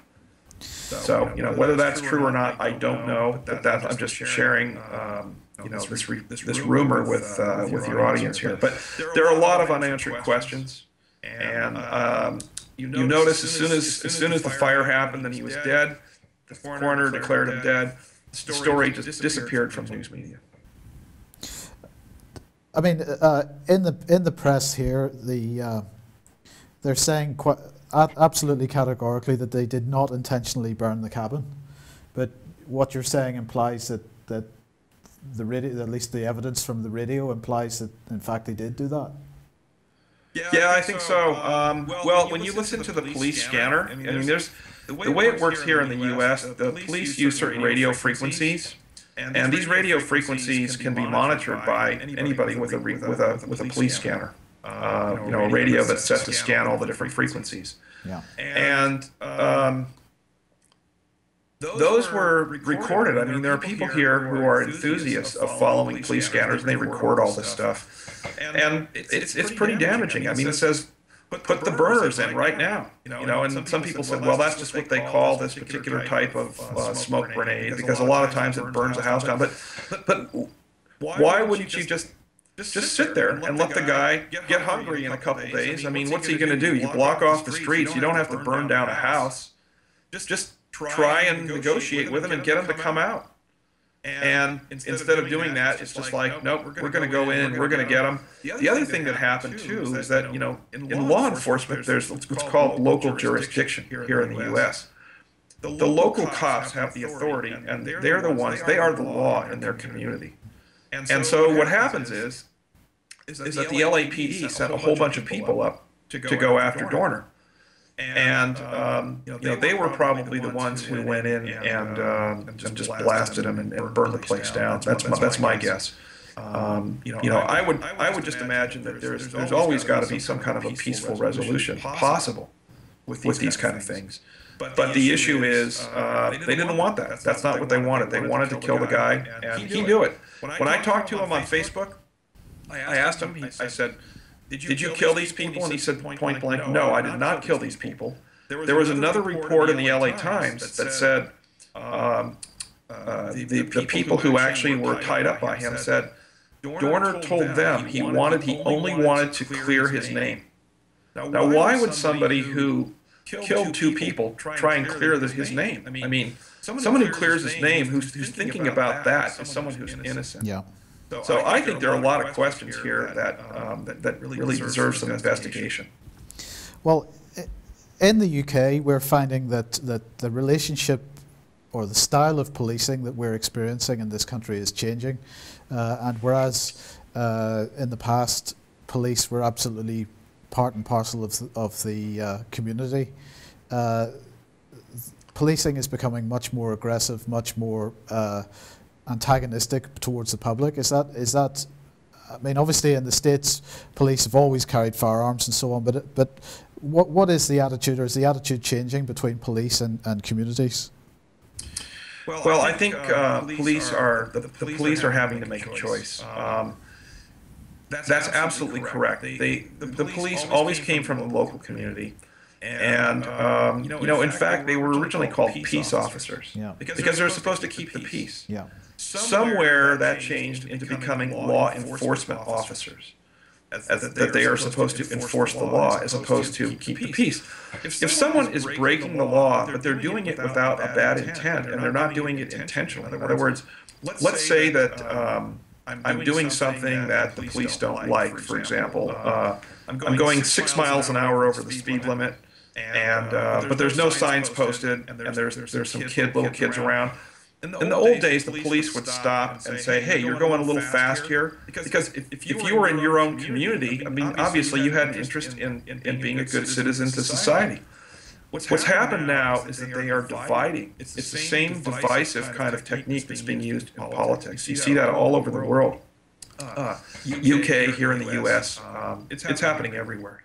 And what they're doing is they're using politics as a way to divide people and to get them to fight amongst each other, and that is a technique used by Marxists around the world. They always have a group of people that they're trying to persecute, whether it's Falun Gong in China, whether it's the 1%. Now it's about to become in the U.S. the gun owners and the preppers. That's pretty obvious, even though FEMA tells people, hey, you should have at least a week's worth of food and supplies around.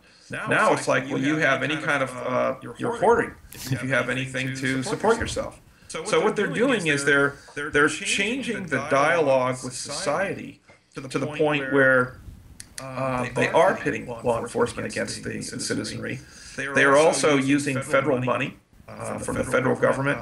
Here where I live in Northern California, the county I live in, they announced they just got a $350,000 armored vehicle, just in case there are some terrorist things. Now, it's completely insane why they would ever need something like this, unless they are going to use it to go up to, create a Chris Dorner, go up to the house and, run over the house with this thing. It's completely armored. I mean, this is one of those things where I don't even think a 50 caliber bullet would go through this thing. It's pretty well armored.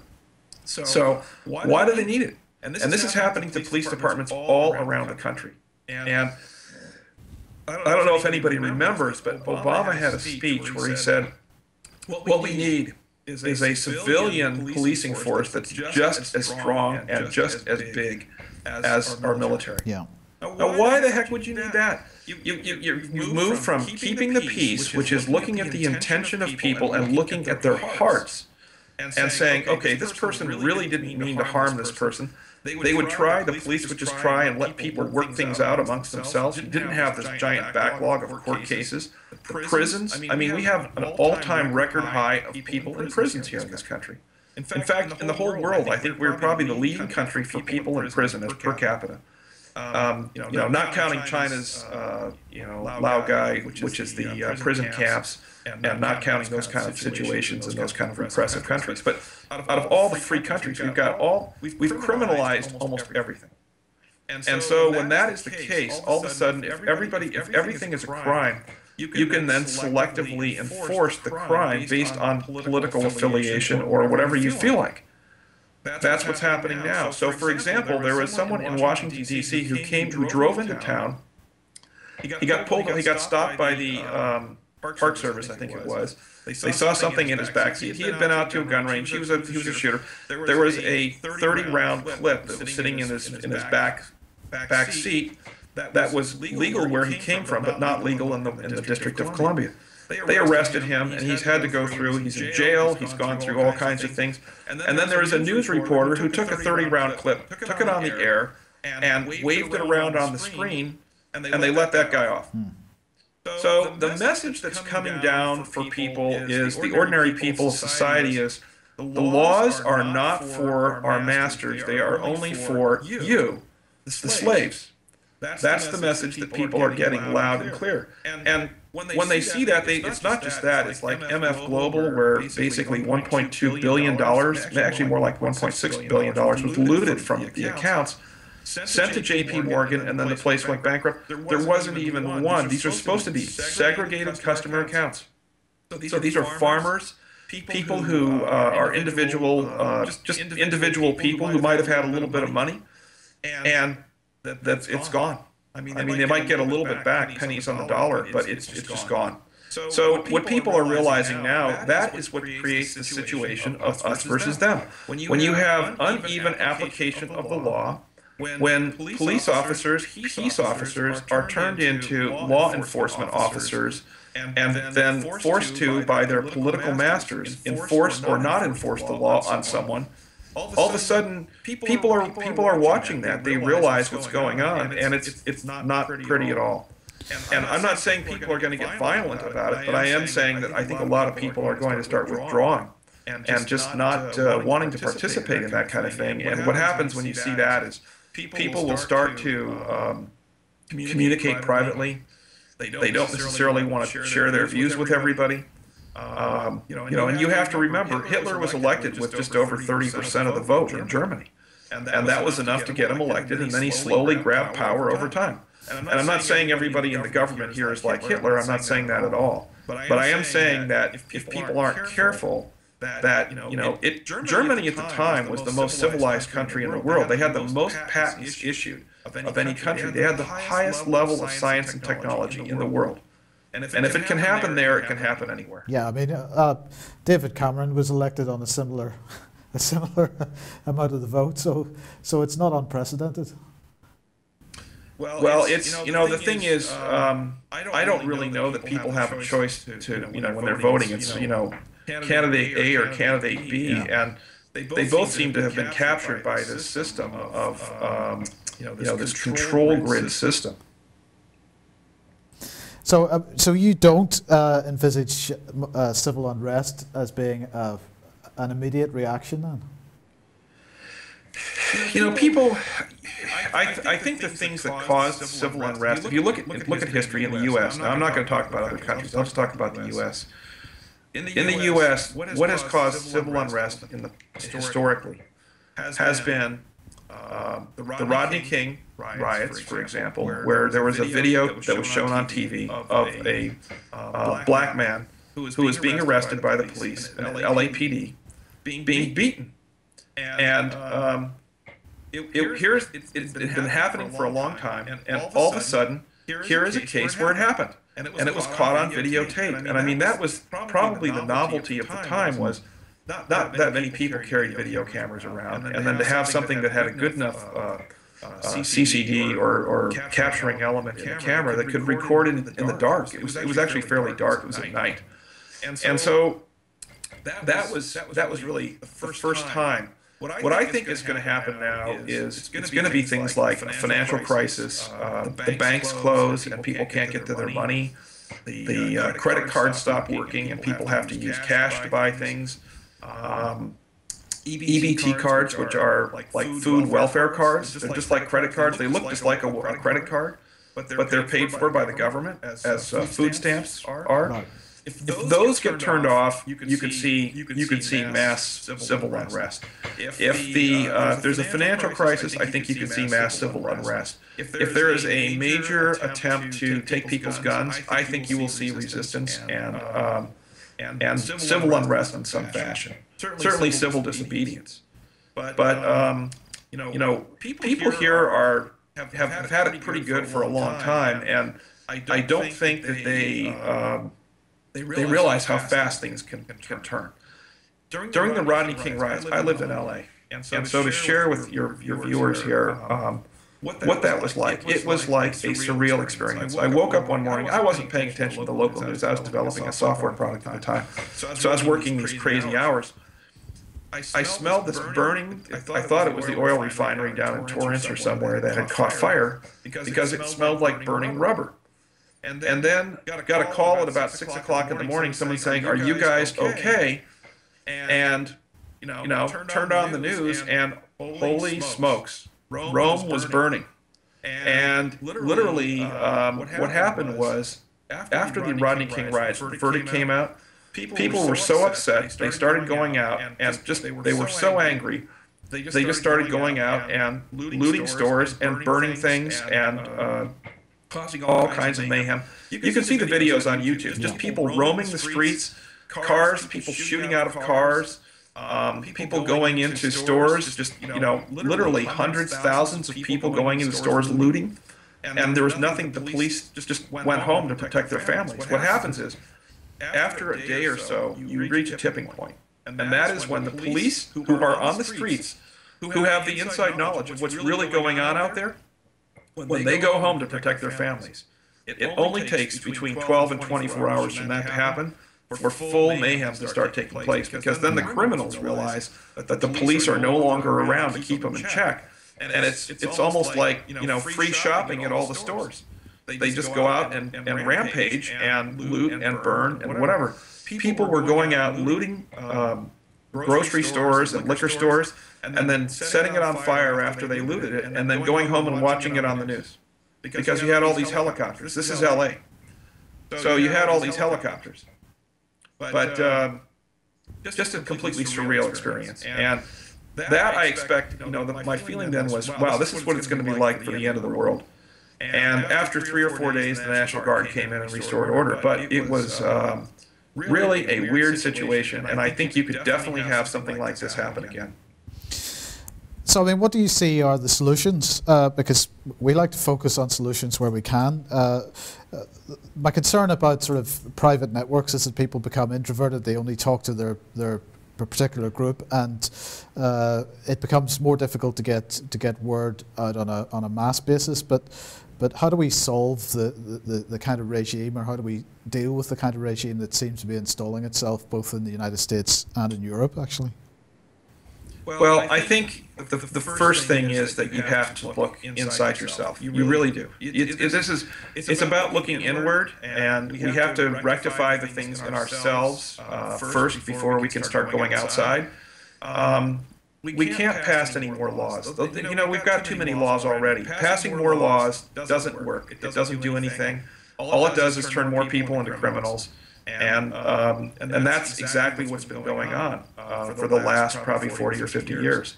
So, what can we do? Well, I think that we have to start following a higher law, if you will, a law of heaven, if you will, where there's a higher law that people need to follow, which is, be kind to other people, be compassionate, be truthful, and also be tolerant. I mean, those are the three things, those are the three tenets that I think what people have to do. And really, I think by, we are, Forge News is very much against any kind of violence as a solution. Now, we're not saying people shouldn't protect themselves. We're not saying that at all. That's up to the individual to figure out their own circumstance and to do what they think is necessary to protect themselves. Because I also think that you should uphold the righteous, and you should expose and punish evil. You should do those things.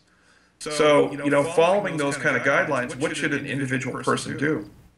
I think the individual person, like I said earlier, you have to look inside yourself, and then you have to try and rectify whatever things you have in your own self that are incorrect with these things, with these concepts, the truth, compassion, and tolerance kind of a concept.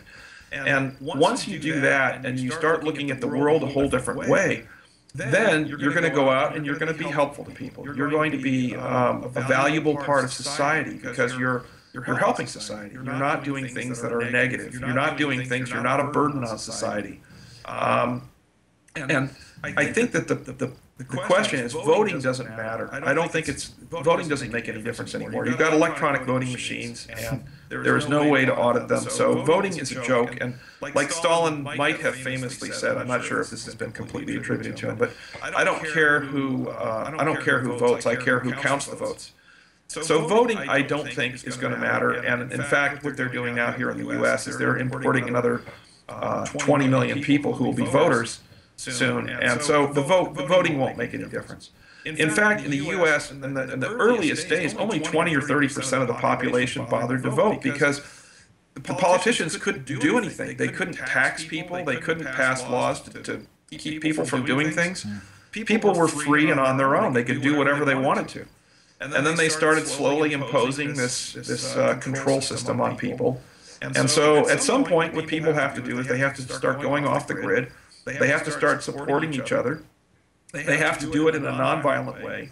And, you don't have to participate in a lot of these things. And you can tell people to their face to say, hey, I think this is wrong. I think it's wrong when you arrest people who are peacefully protesting.